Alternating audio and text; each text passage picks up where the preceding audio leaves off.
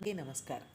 మనము ఈరోజు శివపురాణం నుంచి లింగము మూర్తి అను అధ్యాయాన్ని చదువుకుందాం.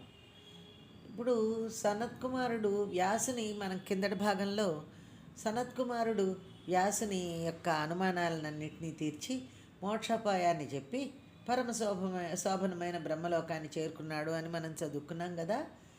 అంతవరకు విన్న ఋషులు మానసులై, ఓ సూత, శివుని శ్రవణ కీర్తన మననములనే ఈ మూటిని ఆచరించుట ఎందు అశక్తుడైన మానవుడు ఏం చేస్తే ముక్తిని పొందుతాడు అని లోక కళ్యాణకాంక్ష తత్పర మానసులై ప్రశ్నించారు. మనలాంటి వాళ్ళు అనమాట. మనలాంటి వాళ్ళు ఏమవుతారు? కీర్తనం చేయలేము, శ్రవణం చేయలేము, మననము చేయలేము. ఈ మూటిని ఆచరించటంలో అశక్తుడైన మనలాంటి వాళ్ళు ఏం చేస్తే ముక్తిని పొందుతారు అని ఆ ఋషులు మన యొక్క కళ్యాణకాంక్షతో తత్పర మనసులై ప్రశ్నించారు.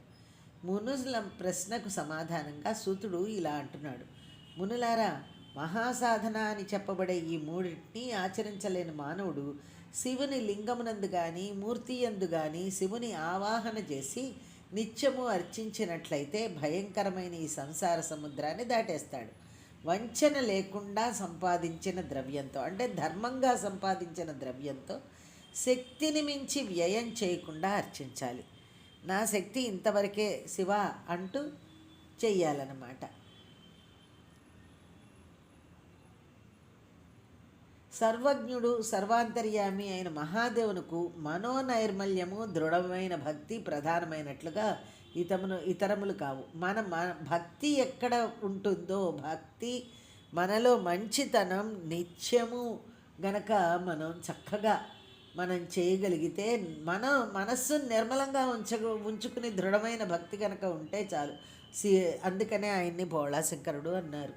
శక్తి ఉంటే శివునకు మండపం, గోపురం, తీర్థం, మఠం, క్షేత్ర నిర్మాణాలను చెయ్యాలి. రథోత్సవాన్ని జరిపించాలి. లేదంటే ఉత్సవంలో పాల్గొంటే చాలు. వస్త్రం, గంధం, మాల్యం అంటే మాలలు, ధూపం, దీపం నైవేద్యాలతో అర్చించాలి. ఛత్ర, చామర, వింజామరాదులతో సేవించాలి. ప్రదక్షిణ, నమస్కారాదులు, జపము శక్తి మేరకు చేయాలి. ఆవాహన మొదలగు విసర్జన పర్యంతము భక్తి శ్రద్ధలతో చేయాలి. పూర్వం ఎందరో మహాత్ములు ఈ శివుని ఈ మార్గంలో అర్చించి తరించారు. సూతుని ఉపదేశాన్ని విన్న మునులు తమ సందేహాన్ని ఇలా ప్రకటించారు: ఓ సుత మహాముని, సర్వదేవతలు మూర్తి స్వరూపంలో మాత్రమే అర్చింపబడుతుండగా ఒక్క శంకరుడు మాత్రం లింగమునందు మూర్తి యందు కూడా పూజింపబడటానికి కారణమేమిటి? ఎక్కువ శంకరుడిని మనం లింగ రూపంలోనే పూజిస్తూ ఉంటాం. ఎక్కడో చాలా తక్కువగా మూర్తి రూపాల్లో ఉంటాడు స్వామి. మునుల ప్రశ్నకు సంతసించి సూతుడు ఇలా ఉత్సాహంతో చెప్పటం మొదలుపెట్టాడు: ఓ ఋషులారా, మీరు అడిగిన ప్రశ్న చాలా ఉత్తమమైనది. దీనికి సమాధానం చెప్పగల సమర్థుడు మహాదేవుడు ఒక్కడే, ఇతరులు కారు. శివునిచే చెప్పబడి క్రమంగా గురుముఖంగా నాకు తెలిసిన విషయాన్ని మీకు చెబుతున్నాను, వినండి. శివుడొక్కడే పరబ్రహ్మ స్వరూపుడు. ఆయన నిష్కళుడు, నిరాకారుడు. శివునకు రూపమున్న కారణంగా ఆయన సాకారుడు కూడా. ఆయన నిరాకారుడు కనుక నిరాకారమైన లింగమునందు, సాకారుడు కనుక సాకారమైన మూర్తి యందు కూడా ఆరాధింపబడుతున్నాడు. ఆయన ఒకే సమయంలో సకలుడు, నిష్కలుడు కనుక పరబ్రహ్మ శబ్దవాచ్యుడు అవుతున్నాడు. ఇతర దేవతలు పరబ్రహ్మ శబ్దవాచ్యులు కారు గనక వారికి నిరాకారత్వం లేదు. లింగ రూపంలో పూజ లేదు. వారు బ్రహ్మస్వరూపులు కారు, జీవులే అగుచున్నారు. శంకరుని యొక్క బ్రహ్మత్వం సకల వేదాంత సారభూతమైన ఉపనిషత్తులకు సారంగా, ప్రణవార్థంగా, అంటే ఓంకార లక్ష్యంగా నిరూపింపబడింది. మునులారా, ఇప్పుడు మీరు నన్ను అడిగిన ప్రశ్నను పూర్వం సనత్కుమారుడు నందికేశ్వరుణ్ణి అడిగాడు. నందికేశ్వరుడు ఈయనకు తాను పరమశివుని ద్వారా తెలుసుకున్న ఈ రహస్యమైన బ్రహ్మ విద్యా విశేషాన్ని ఉపదేశించాడు. సనత్కుమారుని ద్వారా ఈ బ్రహ్మ విద్యను తెలుసుకున్న మా గురువుగారైన వ్యాస భగవానులు దానిని నాకు ఉపదేశించారు. నేను మీకు ఉపదేశించాను. మునులారా, మరొక్క రహస్యం చెప్తాను, వినండి. బ్రహ్మ, విష్ణు, ఇంద్రాదులు మొదలుగా తక్కిన దేవతలందరూ పుట్టినప్పుడే సగుడులు, సాకారులు. శివుడు అక్కడే లింగముగాను మూర్తి స్వరూపంగాను దర్శనమిస్తాడు. పూర్వకల్ప ప్రళయాంత వేళ మహాత్ములైన బ్రహ్మ విష్ణువులు పరస్పరాధిక్యత కొరకు కలహించుకున్నారు. వారి మధ్య నిరాకారముకు స్తంభ రూపంలో శివుడు ప్రత్యక్షమై వారి అహంకార నిర్మూలనం చేశాడు. ఇంకొక విషయం చెప్తాను. పూర్వం సనత్ కుమారుడు నందకేశ్వరుణ్ణి లింగము మూర్తి ఈ రెంటి యొక్క ఆవిర్భావ గాథను చెప్పవలసిందని కోరగా నందీశ్వరుడు ఇలా చెప్పాడు. బ్రహ్మ విష్ణు యొక్క సంగ్రామం గురించి తెలుసుకుందాం. పూర్వం విష్ణువు శేషతల్పం మీద శయనించి ఉండగా బ్రహ్మవేత్తల్లో శ్రేష్ఠుడైన పితామహుడు యాదృచ్ఛికంగా విష్ణువును చూచి ఇలా ప్రశ్నించాడు. ఓ పురుషుడా, నీవెవరువు? నన్ను చూసి కూడా గౌరవంతో లేవకుండా పరుండి ఉన్నావు. లే, నేను నీకు ప్రభువును, నాథుడను. పెద్దలు వచ్చినప్పుడు గౌరవించని మూర్ఖునకు ప్రాయశ్చిత్తం విధి అంటూ బ్రహ్మ విష్ణువుని పలకరించాడనమాట. బ్రహ్మగారి మాటలను విన్న విష్ణువు అంతర్యంలో కోపాన్ని పొంది కూడా బాహ్యంగా శాంతాన్ని ప్రకటించి ఇలా అన్నాడు. ఓ వత్స, నీకు శుభమగుగాక. నీకు స్వాగతం. ఇదిగో ఆసనం, స్వీకరించు. నీ ముఖం చింతాగ్రస్తమై ఉంది. చూపులు ప్రసన్నంగా లేవు. కారణం ఏమిటి అని అడిగాడు. విష్ణువు యొక్క శాంతవచనాలను లక్ష్యపట్టక బ్రహ్మగారు ఇలా అన్నారు. ఓ విష్ణు, అభిమానధనుడినైన నేను ఏ ప్రమాణానికి అంటే కొలతకు అందని పితామహుడును, అంటే అందరికీ తాతగారిని నేను. కాలం నాకు ఆటంకం కాదు. నేను కాలాతీతుడను. ఆవేగంతో వచ్చాను. నిన్ను జగత్తును సృష్టించిన వాడిని, రక్షించేవాడిని నేనే అన్నాడు. బ్రహ్మగారి అవిద్యావిలసితమైన వచనాలను విన్న విష్ణువు అంతకు మించిన అజ్ఞానంతో ఇలా అన్నాడు. ఓ వత్స, ఈ బ్రహ్మాండాలన్నీ నా కుక్షిలో ఉన్నాయి. దొంగతనం చేసిన వాడు బొంకినట్లు నువ్వు చోరభాషణం చేస్తున్నావు. ఈ లోకాలన్నింటినీ సృష్టించిన నిన్ను సృష్టించిన వాడని నేనే. నా నాభికమలం నుండి ఆవిర్భవించిన కమలోద్భవుడవు నీవు కనుక నా పుత్రుడు, తెలుసుకో, వ్యర్థాలాపాలు వద్దు అన్నాడు. ఈ విధంగా మోహవిభ్రాంతులైన బ్రహ్మ విష్ణువుల మధ్య వివాదం ముదిరింది.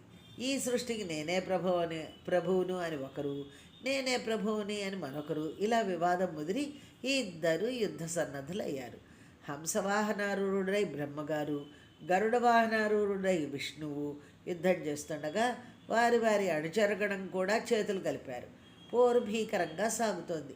ఇరువురి మధ్య కుంభవృష్టిని తలపింపజేసిన బాణ యుద్ధం ముగిసింది. జయకాంక్ష తత్పరులై పరస్పరం అస్త్ర ప్రయోగానికి తలపడ్డారు. ఆ యుద్ధంలో కూడా జయాపజయ నిర్ణయం నిశ్చితం కాకపోయేసరికి విష్ణువు బాధపడి క్రుద్ధుడై మహేశ్వరాస్త్రాన్ని బ్రహ్మపై ప్రయోగించాడు. మహేశ్వరాస్త్ర సంజనిత ధూమానలపాతానికి బ్రహ్మవాహనమైన హంస వైవర్ణ్యాన్ని పొందింది. బ్రహ్మగారు తన తేజస్సును కోల్పోయాడు. మహాభయంకరమైన మహేశ్వరాస్త్రానికి కొద్దిగా భీతిల్లిన విధాతను చూచి తన రెక్కల చాటున అజ్ఞాతంగా నక్కియుండి రక్షణ పొందవలసిందని హంస పలికిన వెక్కసపు పలుకలకు మిక్కిలి కోపించి దురాసదమైన రౌద్రవేగానికి శరీరం కంపమందగా శిఖాబంధనము ముడివీడి పారాడగా అత్యుగ్రమైన ఆగ్రహంతో వామహస్తంతో కమండలోను గ్రహించి దక్షిణపాణితో అంటే కుడి చేతితో జలాన్ని ప్రోక్షించి పాశుపత మంత్ర రాజాన్ని స్మరించి హరి యొక్క వక్షస్థలానికి గురి చూసి విరించి ప్రయోగించాడు. సహస్రముఖము, అత్యుగ్రము, చండవాత భయంకరము అయిన ఆ అస్త్రద్వయం మంటలను పుట్టిస్తూ లోకాలకు భీతిని కల్పిస్తోంది. బృందారకులందరూ భయకంపితులయ్యారు. వారిలో వారిలా నిర్ణయానికి వచ్చారు. సృష్టి, స్థితి, సంహార, తిరోభావ అనుగ్రహములన్నీ పంచకృత్యాలను పరబ్రహ్మస్వరూపుడైన ఏ పరమేశ్వరుడు అవలీలగా నెరవేరుస్తూ ఉంటాడో, ఎవని యొక్క ఆజ్ఞ లేనిదే లోకంలో గడ్డిపోచ కూడా కదలదో అట్టి త్రిశూల్ని శరణు పొందుదాం. ఈ సంక్షోభాన్ని నివారించడానికి ఆయనే సమర్థుడు అని తలపోసి దేవతలంతా కైలాస శిఖరానికి చేరుకొని మణిప్రభామండితమైన సభామండపంలో ఉమాసహితుడై ప్రమదగణాలు పరివేష్టించి ఉండగా భుజవల్లుల కంకణ ఝణత్కారం తోరంగా ధ్వనింప చామరగ్రాహిణులు వింజామరులు వీస్తుండగా, చామరగ్రాహిణులు అంటే విసనకర్ర వీసేవాళ్ళు, వాళ్ళు వింజామరులు అంటే విసనకర్రలు వీస్తూ ఉండగా వేదరాశి పేదయ్యై స్తుతిస్తూ ఉండగా కన్నుల పండుగగా కొలువు తీరియున్న ప్రణవ శబ్దవాచ్యుడైన పరమశివుని దర్శించి ఆనందంతో కన్నుల ఆనందాశ్రువులు జారగా సాష్టాంగ ప్రణామాలు ఆచరించారు. అమరులు అనగా దేవతలు. అంత శివుడు మంగళకరము అర్ధగాంభీర్యము గల మాటలతో దేవతలను ఇలా క్షేమ సమాచారం అడిగాడు. ఓ ప్రేమైన కూట సాక్ష్యం అన్నమాట ఇది. ప్రేమైన దేవతలారా, నా శాసనం వల్ల మీకు అభ్యుదయం కలుగుతున్నది కదా. జగత్తు, లోకపాలకులు, సకల దేవతా సమూహం వారి వారి కర్మలయందు సక్రమంగా ప్రవర్తిస్తున్నారు కదా. పరస్పరాధిక్యత నిరూపణ కొరకు బ్రహ్మ విష్ణువుల మధ్య నడుస్తున్న యుద్ధం గురించి నాకు ముందే తెలుసు. కలవరపాటుతో మీ రాక వల్ల ఆ విషయమే తిరిగి చెప్పినట్లయింది. ఈ విధంగా మధురవర్చనాలతో అంబికాపతి తల్లిదండ్రులు తన సంతానాన్ని లాలించిన తీరున పలికి దేవతలను సంతుష్టాంతరంగుల్ని చేసి 100 మంది ప్రమదగణాధిపతులను రణరంగానికి రావాల్సిందిగా ఆజ్ఞాపించాడు. అప్పుడు శివుని ప్రయాణానికై బహువిధ వాద్యాలంకారాలతో కూడిన వాహనాలు సిద్ధమయ్యాయి. ప్రణవాకారము పంచమండల మండితము అయిన భద్రమైన రథాన్ని అంబికాపతి అధిరోహించాడు. కుమారులతో ప్రమదగణాలతో కూడిన శివుణ్ణి ఇంద్రాది బృందారకులందరూ అనుసరించారు. చిత్రవర్ణ శోభిత ధ్వజాలంకారాలతో, ఛత్ర చామరాదులతో, సంగీత నాట్య మేళాలతో, వాద్య బృందాలతో ఎడతెరిపిలేని పుష్పవృష్టి జడివానెలా కురియగా పరాశక్తితో కూడి పరమేశ్వరుడు సంగ్రామ రంగానికి బయలుదేరాడు. గగనాన నిగూఢంగా సమాస్థితుడై బ్రహ్మ విష్ణువుల యుద్ధాన్ని సమీక్ష చేశాడు. చూశాడనమాట శంకరుడు. వాద్యఘోష సద్దుమణిగింది, గణకోలాహలం అణిగింది. పరస్పర విజిగీషతో బ్రహ్మ విష్ణువులు ప్రయోగించిన మాహేశ్వర పాశుపతాస్త్ర దారుణ మారణాగ్ని కీలలచే ముల్లోకాలు అల్లకల్లోలమయ్యాయి. అత్యుగ్రమైన ఆ అస్త్రాలను శాంతింపచేయి సంకల్పించి శంభుడు మహాద్భుతమైన అగ్నిస్తంభాకారంలో నిలిచాడు. లోక సంహారకారకమైన ఆ అస్త్రద్వయం అగ్నిస్తంభం చేత ఆకర్షింపబడి క్షణంలో దానిలో అంతర్భూతమైంది. ఈ విధంగా అస్త్రద్వయాన్ని తనలో అంతర్భూతం చేసుకుని లోకాలకు శాంతిని కళ్యాణాన్ని కలిగించిన విస్మయావహము అద్భుతము అయిన ఆ అగ్నిస్తంభాన్ని చూచి దేవతా సమూహం దిగ్భ్రాంతమైంది. అంత వీరులైన బ్రహ్మ విష్ణువులు ఇరువురు ఈ అగ్నిస్తంభం ఎక్కడి నుండి పుట్టింది, దీని ఆద్యంతములు ఎక్కడ, దాన్ని మనం పరిశోధించాలి అని నిశ్చయించుకున్న వారై వారి దేవత్వమునందు వారికి గల అమితమైన విశ్వాసంతోనూ అతిశయించిన గర్వంతోనూ సత్వరంగా పరీక్షార్థం బయలుదేరారు. విష్ణువు శూకర రూపాన్ని ధరించి, అనగా శూకర రూపం అంటే వరాహ రూపం ధరించి ఆదిని, బ్రహ్మ హంసరూపాన్ని పొంది దాని అంతాన్ని పైకి కనిపెట్టాలనే పట్టుదలతో బయలుదేరారు. ఆదిని అంటే కిందకి, దాని మొదలు పాదాలు ఎక్కడున్నాయో చూడటం. అలాగా హంస రూపాలను పొంది బ్రహ్మ పైన ఎంత దూరం పైన ఉందో చూడటం. ఎంత దూరం పయనించినా దాని ఆదిని కనిపెట్టలేక మిక్కిలి అలసిన విష్ణువు యథాస్థానానికి వచ్చి చేరాడు. బ్రహ్మగారి కంటే ముందుగా. ఇక బ్రహ్మగారు హంస రూపంలో ఆకాశంలో పయనిస్తూ ఉండగా దారిలో జారిపడుతున్న అద్భుతమైన మొగలి పువ్వుని చూశాడు. అది అతి సురభిళంగాను నవనమోన్మేషంగాను ఉండి సువర్ణ దీధితులను వెదజల్లుతోంది. అది చాలా కాలంగా జారి పడుతూనే ఉంది. బ్రహ్మ విష్ణువుల అజ్ఞానాన్ని ఎరిగి మహాదేవుడైన పరమేశ్వరుడు నవ్వగా ఆ కంపనం వలన శిరస్సు నుండి జారిన పువ్వు అది. బ్రహ్మ విష్ణువులకే కాదు, లోకాలన్నిటికీ అనుగ్రహ సూచకమైనది. అలా జారిపడుతున్న మొగలి పువ్వుని చూచి బ్రహ్మగారు, ఓ పుష్పరాజమా, నువ్వు ఎక్కడి నుండి జారిపడుతున్నావు, నిన్ను ధరించినది ఎవరు అని అడిగాడు. అందుకే ఆ పుష్పం సమాధానం చెప్పింది. ఓ జీవా, అప్రమేయమైన ఈ అరుణ స్తంభం యొక్క అగ్రభాగాన్ని నేనెరగను. చిరకాలం కిందట స్తంభం యొక్క మధ్యభాగం నుండి జారాను.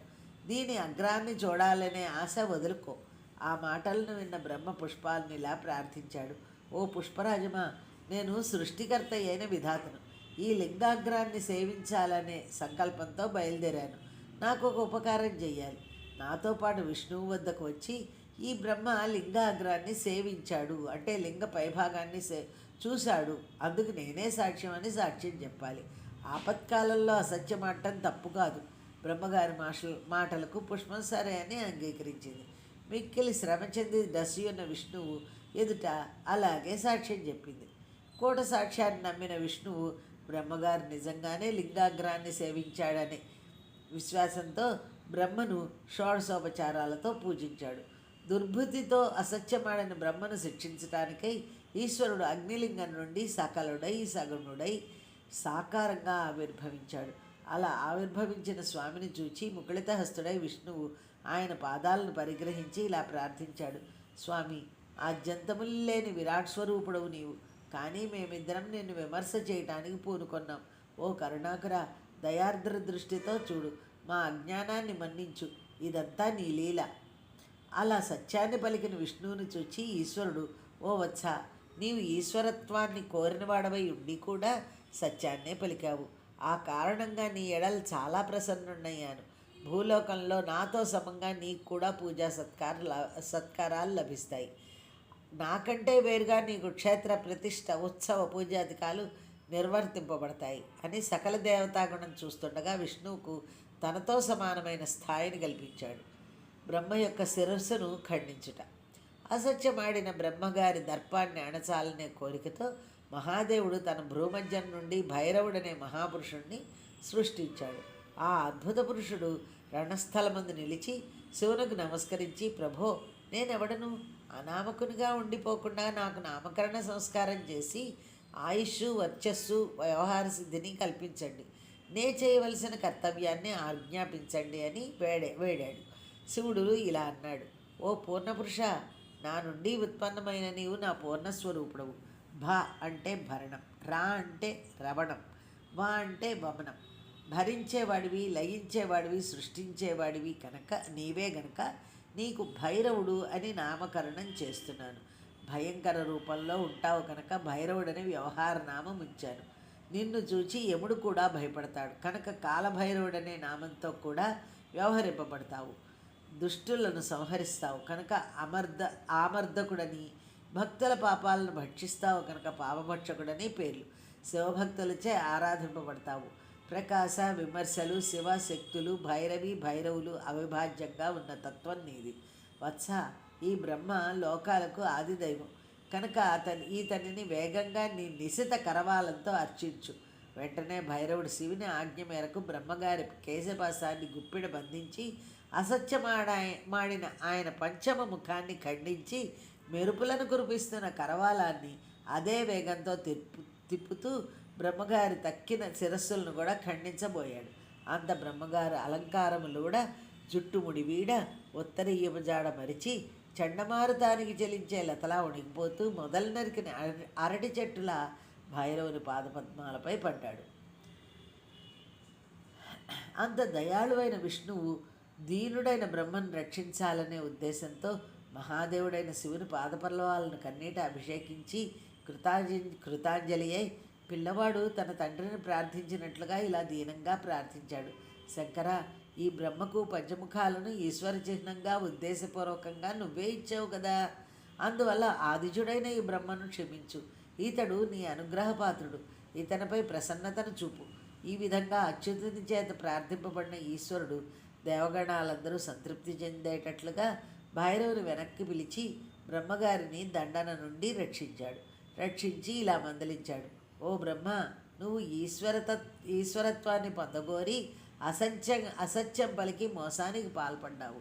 సత్యవ్రతాన్ని విడిచిన నీకు లోకంలో క్షేత్రము, దేవాలయము, ఉత్సవము, పూజాదులు లేకుండుగాక అంటూ శపించాడు.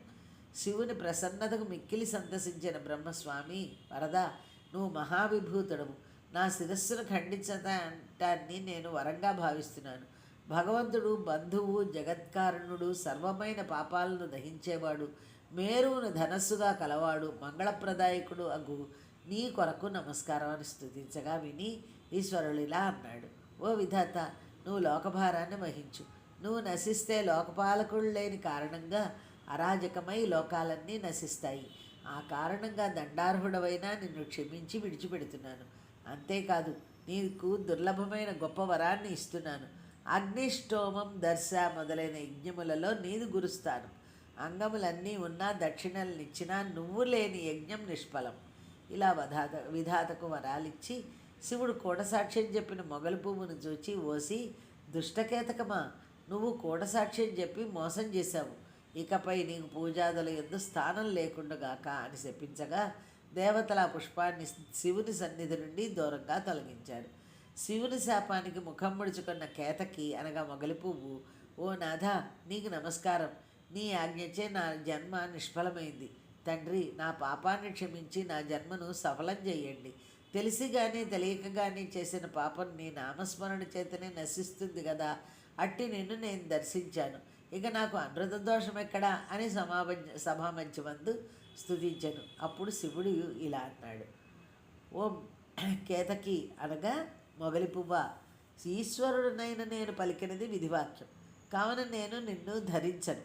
అంతేకాదు, నువ్వు చేసిన తప్పుకు శిక్షగా నువ్వెప్పుడూ ముడుచుకునే ఉంటావు. ఇతర పుష్పాల వలె నీకు వికసనం లేకపోవుగాక. నీకొక్క వరం ఇస్తున్నాను. నా భక్తులు నిన్ను ప్రీతితో ధరిస్తారు. నిన్ను మించిన ఆరోగ్యప్రదమైన పుష్పం భూలోకంలో మరేదీ ఉండదు. ఛత్ర రూపంలో నువ్వు నాపై ఉంటావు. మహాదేవుడైన ఈశ్వరుడు ఈ విధంగా బ్రహ్మ విష్ణువులను అనుగ్రహించి కేతకీ పుష్పానికి ఉన్నత స్థానమిచ్చి సర్వదేవతా సమూహం స్తుతింపగా సర్వోత్కృష్టుడై విరాజిల్లుతున్నాడు. అట్టి శివుడికి మనం ఎల్లవేళలా ఆ బోళాశంకరుడికి నమస్కారం చేసుకుంటూ ఆ శివుణ్ణి మనం ప్రార్థిస్తూ శివార్చన చేసుకుందామంటూ ధన్యవాదాలు.